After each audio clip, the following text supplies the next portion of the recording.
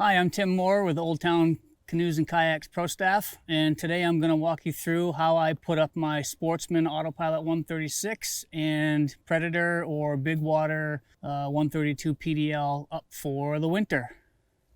So with the Autopilot, it's a 13'6" boat. The recommendations from Old Town are that you store them upside down on sawhorses if they're going to be stored outside. About 30% in from each end is where they want the sawhorses, which works out to be just over 4 feet in from each end. And they recommend that you have padded sawhorses. What I've done is I've just added some 2x3s to the top of these horses that this one is on, because they weren't wide enough anyway for the boat to span. And I've added some foam padding so that they're not sitting directly on the wood, just in case we get a warm up, which could happen. You never know.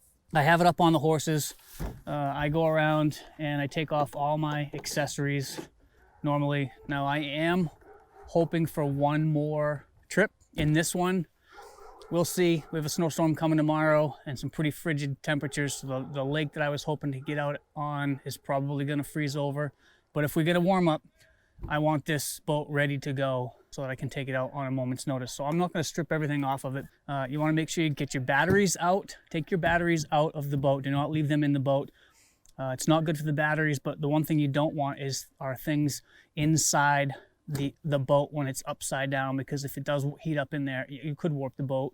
One thing I do is, the storage hatch on the Autopilot, the square storage hatch, could condensate. So there was a little bit of moisture in there when I brought this out back to put it up. So I dried that out, take my kill switch off, and I put a little bit of oil on the spare prop pin that's in the kill switch / prop wrench. I make sure that's in there, so it's in there when I need this boat in the spring. I do not keep my remote in there just in case it does condensate. I don't want the remote in there. I keep the remote inside the house. So I take everything off, and then just going to flip this boat over. I make sure I buckle all these straps. So like the battery box strap and the strap for the seat, I buckle them so they're not hanging. And then I split the difference with this cable just so it's not hanging all off of one end. You can tie them or tape them up anywhere, tuck them in once it's flipped over. I leave mine out in the sun. There's really no place for me to get them out of the sun. So I have covers that I bought for these that I use during the year to keep the sun and dirt and leaves and stuff out of them. I'll actually put the cover on it upside down just to keep the sun off the hull so it doesn't damage the hull while it's sitting out here in the sun.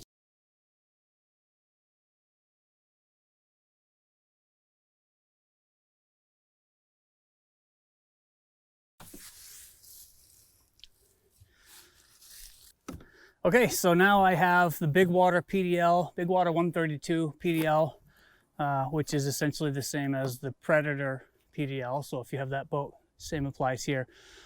Now the one thing, or a couple of things that are important with the PDLs is to, one, take the seat out. Don't leave the seat in it if you store it outside, because the critters will get into it. So I take the seat out.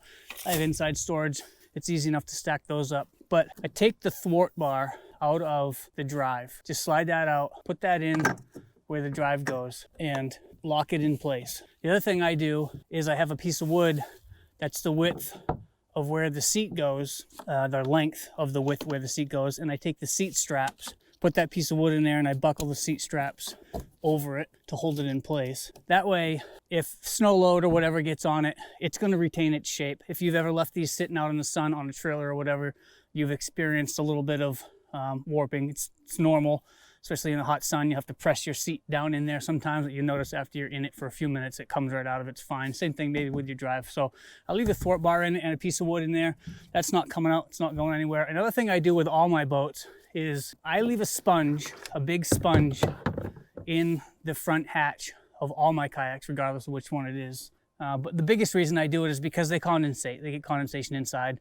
And this is really nice, easy way to get that condensation out. Because it can be substantial if you don't do anything about it over the course of a season. I do the same thing with my autopilots. And so I'm going to get all the water out. I've already done that. This was actually pointed downhill. I let all the water run, which was maybe a half a cup, and get all the water out. And then same thing, 30% of the way in from the front and back is where you want your horses or your racks, which on the PDLs works out pretty nicely too, right at the back of the slope here for the rod holders, which is right above the flush mount rod holders. And on the front, it is, I'll actually lock these down all the way because it's right in front of these thwart bar clips. So that works out to be about 30% of the way. And this one's a lot easier to flip over than the Autopilot because it's not as heavy and not as wide. And then I'll get it positioned on that, make sure it's on that foam, 30%, which like I said, it's really pretty easy to line up with the horses. And this kayak is ready to be stored for the winter. Again, I will put my cover over the top of this just to keep the sun off of it. And otherwise it's ready to go until spring thaw.